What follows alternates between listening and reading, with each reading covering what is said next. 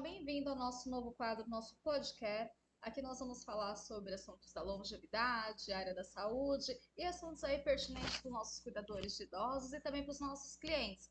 Para quem não me conhece, é muito prazer, meu nome é Simone, eu sou CEO da Cuidados Ataídes e hoje eu estou aqui com um convidado muito especial, que é o Thiago, vou deixar que ele se apresente para vocês. Olá, tudo bem? Meu nome é Tiago. Obrigado, Simone, pelo esse espaço aqui, tá bom? Eu sou treinador de pessoas, gerente comercial, especialista em cuidado e sócio cofundador da empresa Cuidados Ataídes. Muito obrigado novamente aí por esse espaço, tá bom? Maravilha, eu e o Thiago, nós temos uma parceria aqui, tanto dentro da empresa quanto uma parceria de vida, né? Meu marido, estamos juntos há mais de 20 anos e há mais de 13 anos nessa empresa que a gente tem muito orgulho de ter criado e estar junto até hoje, que é a Cuidados da Thaís.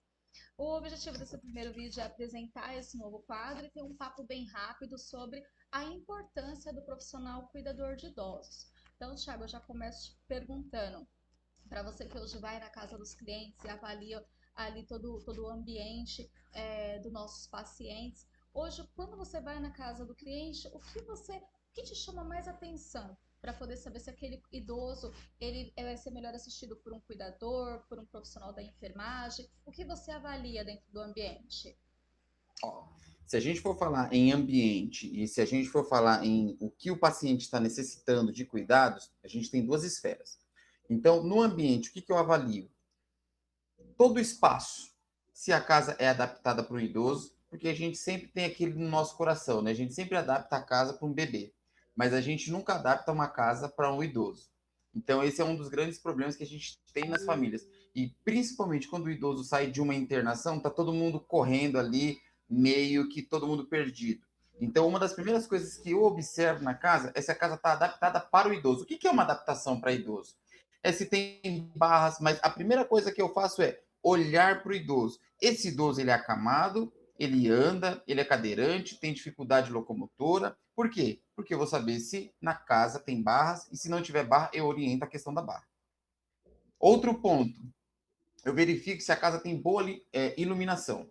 Gente, tudo isso que eu faço é só simplesmente orientação com a família. A família que vai ter que se programar para verificar se realmente, de fato, isso faz sentido para eles também. Mas dentro disso, a primeira avaliação que eu faço e uma das primeiras observações são essas. Ver se a casa tem iluminação. Outras coisas que as famílias, às vezes, eles não têm controle, uma das coisas que as famílias às vezes, não têm controle é o quê? Às vezes está lá, tem tapete, tem móveis com pontiagudos. Então, tudo isso eu faço uma orientação. Então, dentro dessa esfera de observação de ambiente, eu verifico se o ambiente é adaptado para o idoso.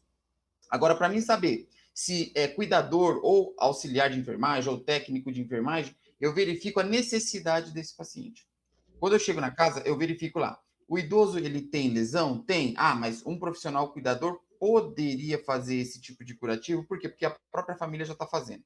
Esse profissional, ele utiliza algum dispositivo? Sim. E até mesmo para saber se a nossa empresa atende esse tipo de paciente. Porque tem alguns pacientes que a gente não trabalha. Então, tudo isso é feito uma avaliação. Quando eu identifico tudo isso, eu traço o perfil do profissional para entregar na mão do gestor.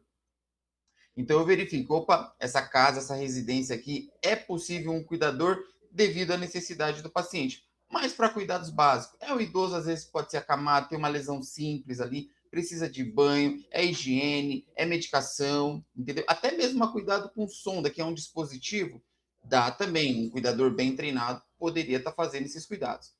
O técnico de enfermagem é mais para dispositivos invasivos, aonde ele vai ter que administrar algum certo tipo de medicamento, endovenoso, intravenoso, enfim. A habilidade dele vai um pouco mais além que a de um profissional cuidador. Então, tudo isso é avaliado dentro da casa do cliente. Perfeito, Thiago. E para os familiares, como eles podem fazer para avaliar? Poxa, será que já está no momento de eu contratar um cuidador? Eu ainda dou conta? Quando é o momento, na sua opinião, que a família ela precisa já de um cuidador profissional? Exatamente. Ó, Simone, essa é uma pergunta muito boa e é uma coisa que eu falo muito para os clientes. E até em vídeos que eu já gravei, que é o quê? O idoso, a família, ela costuma contratar quando o idoso está necessitando de cuidados devido devido a ele estar totalmente debilitado. O ideal é fazer um serviço de prevenção. O que é esse serviço de prevenção? Enquanto o idoso tiver autonomia, é interessante ter um profissional habilitado para estar fazendo os cuidados com ele ali. Então, assim, naquele momento ali, de uma forma mais branda, não precisa ter aquela continuidade de plantões em 24 horas, enfim, é um cuidado mais específico. Eu até diria que seria interessante, dependendo do horário, ter um profissional no horário intermediário. Mas o que a gente trata é o quê? É o trabalho de prevenção. O interessante e o ideal para o idoso é quando ele ainda tem autonomia, que é para cada vez mais preservar essa autonomia do idoso. Não é simplesmente, o momento certo de contratar é quando o idoso está acamado. O momento certo de contratar é quando o idoso foi diagnosticado, por exemplo, com Alzheimer, está com algum tipo de demência e está começando a esquecer das coisas. Não, esse não é o momento de contratar. Nesse momento, ele já deveria ter o profissional ali com ele há bastante tempo. Então, no momento da autonomia do idoso, é interessante ter um cuidador ao lado dele. Até devido a essa estrutura nova familiar, né, Thiago? Hoje a mulher ela sai para trabalhar, então o idoso ele muitas vezes ele fica sozinho, né? Ele não tem ali um familiar do lado dele. O que acontece? Ele acaba não tendo tantos estímulos, o que proporciona, né? Proporciona que ele tenha aí mais patologias, ele possa desenvolver uma patologia ou também uma queda. Então, na sua opinião, Thiago, qual é o papel do cuidador? O que ele muda na rotina da família e também na rotina daquele idoso, porque a gente sabe que um profissional bem treinado, ele tem um impacto muito significativo, tanto na vida do idoso quanto na vida da família. Você que está mais próximo das famílias, qual a principal diferença que você nota depois que existe um bom profissional realizando atendimento? Excelente pergunta. E é uma das coisas que eu falo muito para as famílias, certo? Que o profissional cuidador, ele não está simplesmente para tirar o idoso da cama, colocar na cadeira de banho, cadeira de roda, fazer. Não. Ele, quando entra na família, aliás, ele, quando entra nos cuidados, ele entra na família. Ou seja, só para você ver se uma ilustração aqui bacana. Você tem um pai que está extremamente debilitado, precisando, está tirando você da sua rotina de trabalho. Você tem seu cônjuge, tem seus filhos, tem sua vida, tem sua família. E você tem o seu pai que está precisando demais de atenção. Independente se vai ser sua atenção, se vai ser a atenção de algum irmão, enfim, da sua mãe, ele necessita. Imagina você ter que sair da onde você está, fazer os cuidados do seu pai, voltar daquela rotina pesada, ter ali o seu trabalho fora de casa e ainda depois voltar para sua casa e ter a rotina da casa e dar conta dos filhos.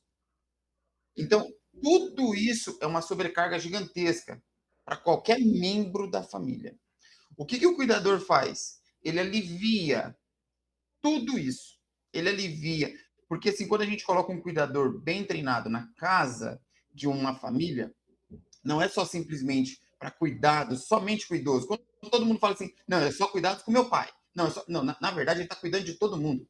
Ele está deixando que a família tenha tempo para cuidar deles, que tenha tempo para conseguir produzir lá fora, que tenha bons momentos entre famílias e saber que tem uma pessoa que está extremamente ali voltada aos cuidados exclusivos de seu pai. Ou seja, imagina eu tenho meu pai que precisa de cuidados. Eu viajo, e eu ficar pensando o tempo todo se meu pai está bem nutrido, bem alimentado, está hidratado, está tomando banho direitinho, está fazendo a higiene de acordo, está tomando os medicamentos certinho. Imagina eu sair com essa cabeça totalmente preocupada. Agora, eu tendo esse profissional que tenha esse cuidado, que vai me mantendo informado, eu vou viajar tranquilo, tanto uma reunião para viagens de negócio ou viagens de lazer, independente. Então, o cuidador, tanto para a família quanto para o idoso, ele é muito preciso. Para o idoso é porque ele vai ser os braços, os olhos, as pernas do idoso. O que o idoso não está podendo fazer mais sozinho, o cuidador está ali para fazer. E principalmente nessa parte de trabalhar a cognição do idoso, nessa parte de fazer algumas atividades com ele, na medicação no horário certo. Isso daí gera uma qualidade de vida enorme, trabalhar a higiene desse idoso. Então, assim, o cuidador está ali para tudo, para qualquer tipo de intercorrência, evitar intercorrência Então, ele é excelente tanto para a família quanto para o idoso. Exatamente. A gente vê que tem muitas famílias que se sentem culpadas, acreditam que estão abandonando o idoso quando coloca ali um cuidador para cuidar, mas o que a gente vê é justamente o contrário, né, Thiago? Quando esse cuidador ele entra nesse seio familiar, ele ali está ajudando a família nos cuidados desse idoso, ele na verdade proporciona uma qualidade melhor, maior no atendimento desse idoso e também uma qualidade melhor para essa família, que tem mais tempo, como você mencionou, para trabalhar, para poder se dedicar ali à rotina administrativa daquele idoso, porque não é só a patologia em si, não é só o cuidado ali em si do dia a dia, mas existe toda uma administração por fora que a família ela tem que ficar atenta, né? Comprar medicamento, comprar fralda, olhar os insumos. E eu acredito que tudo isso, conforme a gente conversa muito, gera uma sobrecarga emocional muito grande nas famílias. Hoje, quando você vai nas residências, quais são os maiores sinais de sobrecarga emocional que você avalia no familiar? Ó, tem uma coisa que acontece bastante e é uma coisa que eu já observei muito, que é assim, ó, mesmo a família estando extremamente sobrecarregada, existe uma competitividade entre irmãos ou entre membros da família para ver quem vai cuidar desse idoso, como que vai cuidar, a forma que vai cuidar, sendo que seria um melhor momento harmonioso. Então, o que eu vejo, essa sobrecarga familiar, não é só simplesmente porque o idoso está dando trabalho, mas é porque eu quero fazer mais que todo mundo e eu acabo não percebendo o quanto isso está me prejudicando. E o quão bom vai ser eu ter uma pessoa totalmente de fora, que venha com uma ideia totalmente diferente daquela que eu já tenho. Então, é uns dogmas que eu começo a quebrar. Então, assim, quando eu tenho uma pessoa que vem de fora, bem treinada, que saiba, que vai saber administrar os cuidados com meu pai, ou com a minha mãe, ou com o meu ente querido, a exaustão, ela sai praticamente do meu corpo. Então, hoje o que eu vejo? As famílias estão exaustas por quê? É, muito incentivo. E isso, ó, eu não falo só do filho. Eu falo também dos netos desse idoso. E netos principalmente pequenos. Tenta imaginar, Simone, você está cuidando lá do seu pai, tá, tudo, não está conseguindo dar uma atenção para os seus filhos. Aonde que seus filhos vai gerar a atenção dele? Através de um celular. Então eles vão ficar presos. Eu tenho até vídeo gravado referente ao que o celular pode causar. Então, assim, a exaustão da família vem de acordo com todo esse toda essa parte emocional. Então, assim, será que eu estou fazendo certo? Que nem você citou. Será que eu estou fazendo certo? Será que eu estou dando conta? Será que eu estou correspondendo? Poxa vida, o meu pai, minha mãe sempre fez de tudo para mim no passado e agora eu tenho que entregar isso daqui o máximo possível? E, na verdade, não. Na verdade, pode ser uma coisa leve. Tem que ser uma coisa leve. Não é abandono. O que eu mais vejo nas famílias são famílias depressivas. Que assim, ó, eu cuidando de uma pessoa lá fora, eu consigo ficar 20, 30 anos cuidando. Eu cuidando do meu pai, talvez um mês ou 2 meses, 3 meses no máximo, talvez eu já comece a adoecer por causa disso. Por quê? Quando eu cuido lá fora, quando eu vou cuidar lá fora de alguém, essa pessoa, ela significa muito para mim, mas eu tenho ali umas barreiras com ela. Eu não sou da família dela. Então, quando eu saio da residência deles, eu vou aproveitar o que eu tenho de qualidade na minha vida. Porém, quando eu estou cuidando 100% do meu pai, da minha mãe ou do ente querido, o que, que eu sou para essa pessoa? Que nem eu estava falando no início da nossa conversa. Eu levo toda a preocupação para qualquer lugar que eu vá. Então, é isso que está sobrecarregando as famílias. Que é a família falar assim, poxa vida, eu consigo dar conta de tudo. E na verdade, não, você não dá conta de tudo. Não adianta falar assim, estou trabalhando em home office, vou cuidar do meu pai. Não dá para cuidar. Porque você trabalha em home office, é trabalho do mesmo jeito. Simplesmente você não está no local físico da empresa, você está na sua casa. Aquele trabalho, fazendo duas coisas ao mesmo tempo, você não dá conta. A exaustão da família, então, vem disso. É simplesmente de se sobrecarregar, entendeu? Porque muitos, às vezes, realmente, de fato, é uma parte financeira. Outros é por sentir que está abandonando o pai, a mãe. Poxa, eles fizeram de tudo por mim e eu não estou conseguindo retribuir da mesma forma. E outra é por achar que consegue dar conta de tudo. Não, consigo, já pedi para o meu chefe, estou conseguindo trabalhar em home office. E isso sobrecarrega. Que nem você consegue cuidar de uma pessoa de fora por 30 anos, mas não consegue ficar 3 meses com seu pai. Não adianta. Isso vai sobrecarregar você demais. Você tem que compartilhar com outras pessoas também esse cuidado com o seu pai ou com a sua mãe ou com o seu ente querido. Isso, lembrando que o Thiago mencionou pai, mas a gente fala da pessoa que está com a patologia. Aqui a gente atende idosos que os filhos administram a rotina, os netos administram a rotina, às vezes o cônjuge tenta ali administrar a rotina, mas a sobrecarga emocional, quando você cuida de uma pessoa que está doente, ela é muito grande. E contratar um cuidador, né, Thiago, não é um abandono, mas sim um sinal de carinho. E nós aqui da Cuidados da Thaís estamos aqui para poder ajudar nesse momento que a família ela precisa desse auxílio.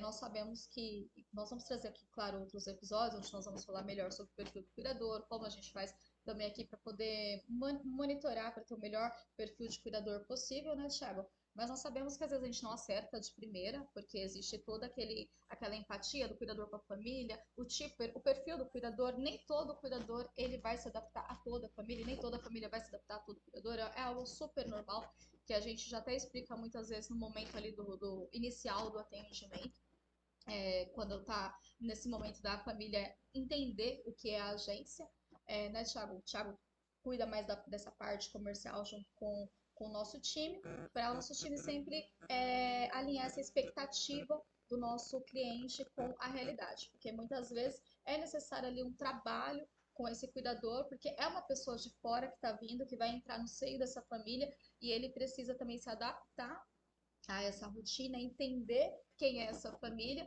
e às vezes a gente precisa ali de mandar um profissional e de repente ele até fazer uma substituição e quando encaixa dá muito certo, né, Thiago? A gente tem contratos aí que estão conosco há 7, 8 anos, 6 anos, há muito tempo e às vezes ali com os mesmos profissionais realizando o atendimento. A gente vai destrinchar aqui vários outros assuntos sobre saúde, cuidados e longevidade. Nesse episódio aqui a gente vai chegando ao final. Vou pedir só para você, Thiago, falar um pouquinho aqui sobre as nossas redes, onde o pessoal pode nos encontrar, pode também estar fazendo orçamento conosco, pode estar deixando aqui também, né, dicas de novos temas para a gente poder estar trazendo. Exatamente. Gente, ó, a gente está no TikTok, tá no YouTube, tá no Instagram, tá bom? A gente tem também um canal de dicas diárias de cuidados com idosos, tá bom? E eu peço para vocês também, realmente, de fato aí, deixe para mim temas que ajude eu a conseguir auxiliar vocês. A gente cria todos os dias, gente, vídeos aqui, tá bom? De dicas diárias de cuidados com idosos, traz alguns temas também referente a algum certo tipo de patologia. Poxa, como que eu cuido aqui agora? Não só para a família, mas também para o profissional. Ele aprende bastante conosco. Famílias também aprendem bastante conosco. Famílias já compraram o nosso curso justamente porque, poxa vida, eu não consigo ter cuidado 24 horas. No final de semana, quem vai ficar sou eu. Preciso entender como que funciona uma sonda, por exemplo. Como que funciona trabalhar com uma lesão aqui agora? Como que eu faço esse tipo de curativo? O que eu faço se meu pai fazer tal coisa devido à demência dele? Então, assim, tem muita coisa bacana, gente. E segue a gente, tá bom? Vocês vão gostar do conteúdo que a gente tem lá. Muito bacana mesmo, muito legal. Tem coisa ali que vai abrir a cabeça de vocês mesmo para cuidados e vai aliviar essa sobrecarga de vocês, gente. Tá bom? Exatamente. Então, toda sexta-feira, às 14 horas, nós lançaremos aqui um novo episódio do nosso podcast. Agradeço muito o seu tempo, Thiago, por estar aqui conosco. E até o nosso Obrigado. próximo episódio. Tchau, tchau, gente.